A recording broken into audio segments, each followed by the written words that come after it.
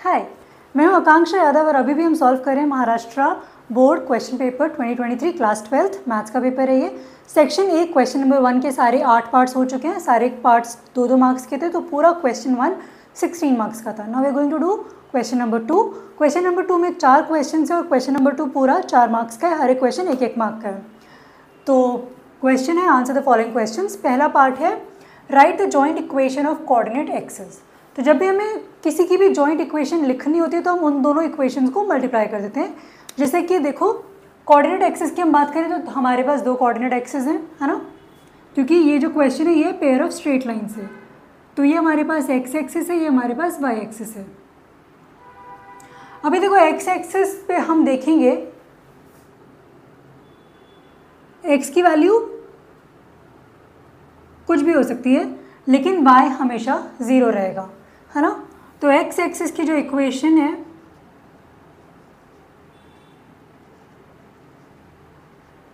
वो होती है y इज इक्वल टू 0, क्योंकि वहाँ पर y का नामो निशान नहीं होता, क्योंकि जो पॉइंट्स हैं वो हमारे एक्स एक्सिस पर हैं।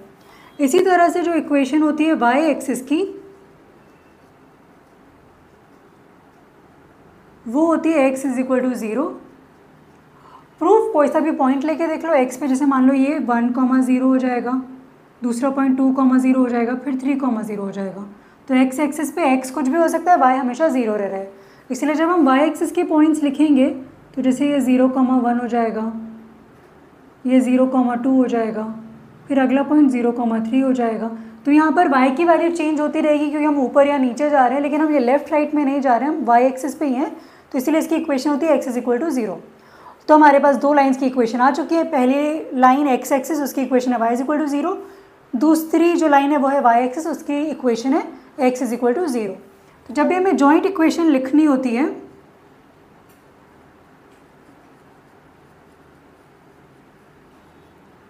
तो हम क्या करते हैं, पहली लाइन और दूसरी लाइन को मल्टीप्लाई करके इक्वल टू 0 कर देते हैं। तो जॉइंट इक्वेशन हमेशा होगी L1 into L2 is equal to 0, जहाँ पे L1 क्या है, लाइन 1, L2 क्या है, लाइन 2। तो अभी लाइन 1 क्या है, y इज इक्वल टू 0, तो ये हो गया y। L2 क्या है, x इज इक्वल टू 0, तो y into X is equal to 0। या फिर हम इसे ऐसे भी लिख सकते हैं xy इज इक्वल टू 0।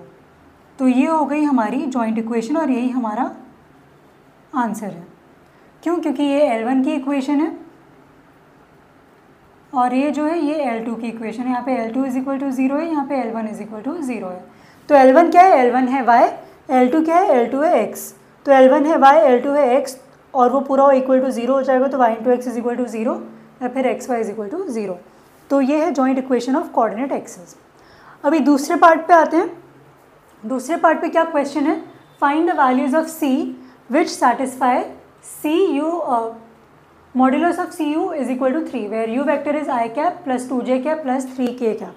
तो ये जो क्वेश्चन है ये वेक्टर्स का है। अभी देखो ये जो मॉड्यूलस है ना, इस मॉड्यूलस का मतलब क्या है कि हम उसका मैग्नीट्यूड निकाल रहे हैं, है ना। तो अभी देखो, और यहाँ पर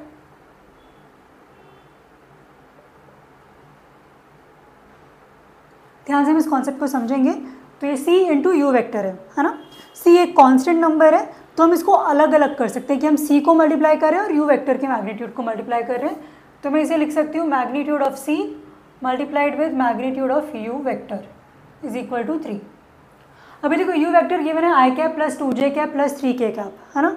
तो कोई सा भी वेक्टर अगर गिवन होता है तो उसमें हम क्या करते हैं, उसका जो मैग्नीट्यूड होता है वो i कैप के आगे जो नंबर है कुछ नहीं दिया हुआ है, मतलब 1 है, तो ये हो जाएगा 1 स्क्वायर।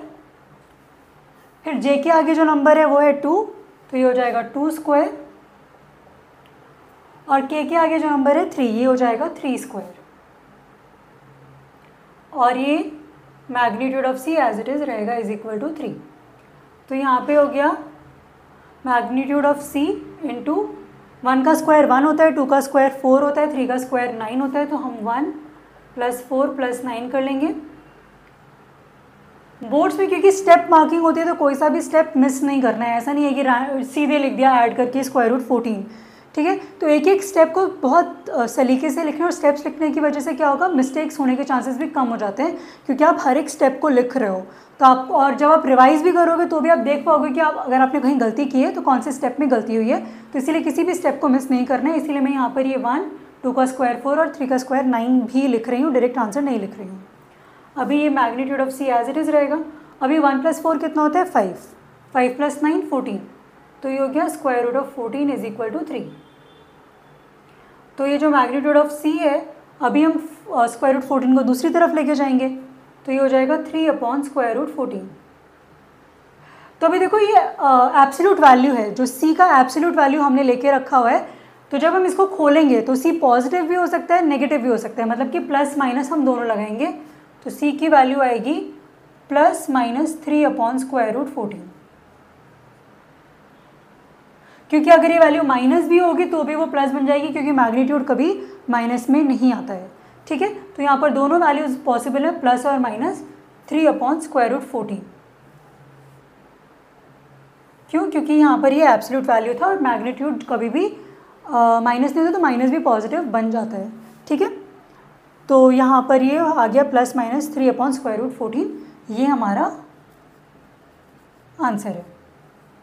तो ये पहला पार्ट हमने किया, पहली लाइन की इक्वेशन लिखी, दूसरी लाइन की इक्वेशन लिखी, जॉइंट इक्वेशन लिखी। दूसरे पार्ट में हमने पूरे स्टेप्स लिखे और यू वेक्टर का मैग्नीट्यूड निकाल रहे हैं। और मान लो कोई सा भी वेक्टर है x i cap plus y j cap plus z k cap, और मान लो कि ये कोई सा भी a वेक्टर है। तो जब भी इसका मैग्नीट्यूड निकालना होगा, ये हमेशा होगा x² + y² + z², और फिर हम उसका स्क्वायर रूट ले लेंगे। तो ये वाला जो फॉर्मूला है ये याद रखना है, क्योंकि यहाँ पर यही वाला फॉर्मूला हमने अप्लाई किया है। और एक आइडेंटिटी हमने अप्लाई किया, जब भी हम किसी नंबर के साथ मल्टीप्लाई करते हैं वेक्टर को, जैसे ये c × u वेक्टर था, तो हम उसे सेपरेट कर सकते हैं। तो जब भी ऐसा हो, इसे हम ऐसे अलग करके लिख सकते हैं कि मल्टीप्लाई करके आप एब्सोल्यूट वैल्यू लगा रहे हो, या पहले एब्सोल्यूट वैल्यू लगा दो, बाद में मल्टीप्लाई कर लो। तो यहाँ पर ये दो प्रॉपर्टीज़ हमने इस्तेमाल की हैं। अब हम तीसरा और चौथा पार्ट देखेंगे।